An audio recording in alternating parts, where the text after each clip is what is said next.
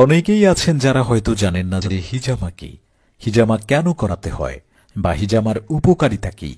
যে সমস্ত সমস্যার কারণে হিজামা করানো হয়, শরীরে বিভিন্ন জয়েন্টের ব্যথা, মাইগ্রেন সমস্যা, ঘাড় ব্যথা, কাঁধ ব্যথা, কোমর ব্যথা, মাথা ব্যথা, পায়ের ব্যথা ও শরীরে জ্বালা পোড়া করা, দীর্ঘদিনের মাথা ব্যথা, স্মৃতিশক্তি সমস্যা, অনিদ্রা, চুল পড়া সমস্যা, মানসিক সমস্যা, জিন জাদুর সমস্যা, বিভিন্ন চর্মরোগ, ব্রণের ত্বক পরিষ্কার, যৌন রোগ, বন্ধ্যাত্ব, অ্যালার্জি ও একজিমা, দাউদ, উচ্চ রক্তচাপ নিয়ন্ত্রণে রাখে, ডায়াবেটিক্স, গ্যাস্ট্রিক, মাংসপেশির ব্যথা, স্পোর্ট ইনজুরি, সুস্থ অবস্থায় বডিতে সেসব অর্গানগুলোতে হিজামা করানো ভালো। Kidney, heart, liver, stomach, lunch ইত্যাদি। এই সমস্ত পয়েন্টে হিজামা নিলে immunity boost, nitric oxide boost হয়, শরীর সুস্থ ও রোগ প্রতিরোধ ক্ষমতা বৃদ্ধি পায়।